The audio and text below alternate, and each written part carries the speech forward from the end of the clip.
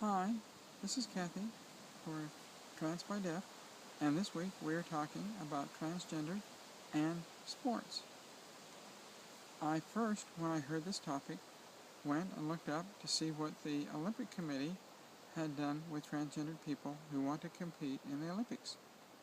It was interesting to me that in 2003, the Olympic Committee passed a resolution where they would allow transgender people to compete if they'd had SRS surgery, if they'd been on hormones, and if they had done the paperwork to show their appropriate gender on the federal government papers. I then went and looked to see if any transgender athlete had done well in the Olympics. To my surprise, I did not find a single transgender athlete who had performed well in the Olympics and had medaled. I then started to do some other reading, and I found it very interesting that as you have been on hormones for 2 years, you lose muscle mass, you lose endurance, and with the loss of those, it is very difficult to compete in the Olympic Games, even as a female. And I feel that that's why, after 2 years on hormones, there is little chance of you winning at the Olympic Games. I also read an interesting discussion by Marcy Bowers, who pointed out that all kinds of physical and emotional changes occur, which would make it very difficult to compete in professional sports. With that said, I would like to talk about my experience with sports and transition. In high school, I played football, ran on the track, and played tennis. When I got out of high school, I took up pistol shooting, and I dearly love pistol shooting. I've been shooting principally bullseye during the 60s and 70s, when action pistol came on the scene, where they had moving targets and you got to draw your gun and move and shoot targets from different places. I thought that was the best thing. When I started to transition, I stopped and asked myself, what kind of sporting activities can I continue to do? I had also at the same time begun to ride horses, and I had been riding on an equestrian drill team. Now, in equestrian drill, there are quads, which are 4 riders together, of which I belong to a quad which has 3 other old ladies, besides myself, which ride on a regular basis. And I ride on a team which consists of 8 riders that ride together. And on that team, there are both male and female. When I went to the governing board and looked up the regulations for equestrian drill, it was interesting that they never do mention gender there. And it's because either of you can compete, either male or female can compete, and so there is no advantage to transgender or not being transgender there. When I had been in drill for about 10 years, I transitioned from a male to a female. I told my drill team members and my quad members that I was transitioning, and it took about 6 months for them to get the pronouns right, and I didn't consider that a long period of time. When you've known somebody for a number of years, it is difficult to all of a sudden one day change pronouns. Without thinking, you will use the old pronouns when you're there. And I was very happy and very proud of the people I ride with on how they all accepted me. There were only a few that distanced themselves a little bit from me, but that's all right. They still talked to me, and they were still cordial to me. As I developed and changed and became a woman in drill, it was interesting.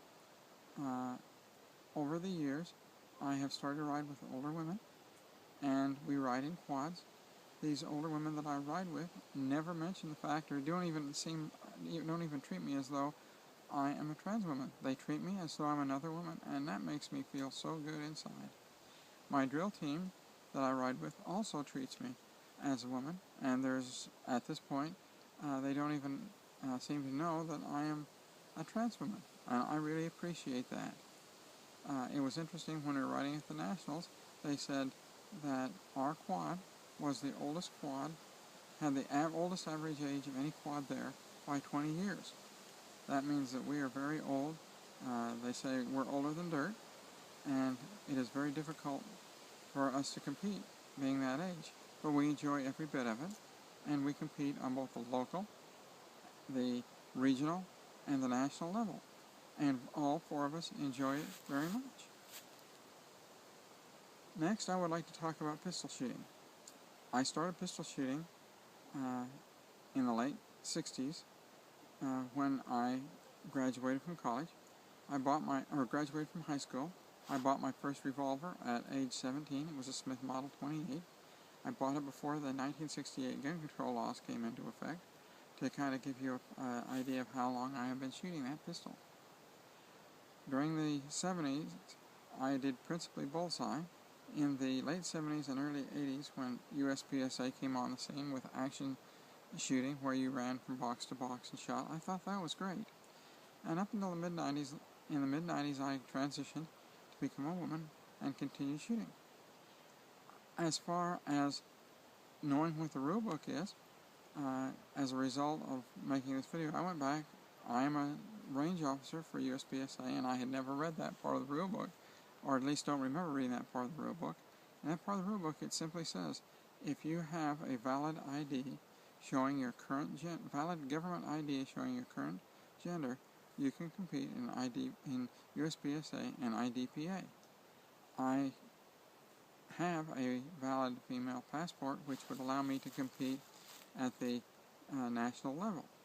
Now, considering the fact that I have never competed at the national level in either IDPA or USPSA, it has never been an issue. I have never been asked to provide a reference to my gender in USPSA. I will say in the late 90s, 1990s, when I was transitioning, I took a careful look at the way in which I was competing against men, because I didn't want them to feel that I had gained an undue advantage by going into the ladies' division. I stepped back and decided I would go back to my roots. I went and got out my Model 28 Smith that I had shot for years. I eventually bought a brand new 686 and a brand new Ruger GP100 and went back to shooting those. For those who don't know anything about guns, a revolver has 6 shots in it. Some of them have 8, but that is a very limited round count when you compare it to some of the space guns that are out there that have 18 and 24 rounds in the gun when you start. It requires me to reload a lot more than them. And that was alright. It took the competitive nature away from me to them and left me competing with people who shoot revolvers. As I have gone through my transition in the 90s and into the early 2000s, I did have some problems with what I call the military type, the old colonels and generals who had just as soon have shot me as looked at me. But everybody else was very accepting to me, and I was happy with that. In summary, I would like to make several points. The first point is that after you've been on hormones for a period of time, if you're male to female transition, you will have lost body mass and your muscle tension, and in my case, I have lost height as well. And that makes it very difficult for you to go back and compete as a man. You really are competing at a woman's level. The second thing is that most of the organizations that I checked into have made some way for trans people to compete. There may be a sequence of guidelines that go into the sport that you're interested in that you have to do before you can compete. In the case of USPSA and IDPA, you have to have your gender marker on a government document changed. In the case of equestrian drill, there was no need to, because both men and women compete together on teams. The last thing I would like to do is I would like to encourage you as you transition to find a sport that you really enjoy and go and do it. Go and compete on both the local, regional, and national level. And enjoy what you're doing. Enjoy the fact that you're now the gender that you have always wanted to be. I have found that as competing as a woman in equestrian drill, in USPSA an IDPA, I enjoy it about 15 times more than I did when I was male. So I encourage you to go and have the enjoyment that I have found in competitive sports. And that's why I feel this is such a good topic. Well, I hope to see you again next week. You have a good week. Bye.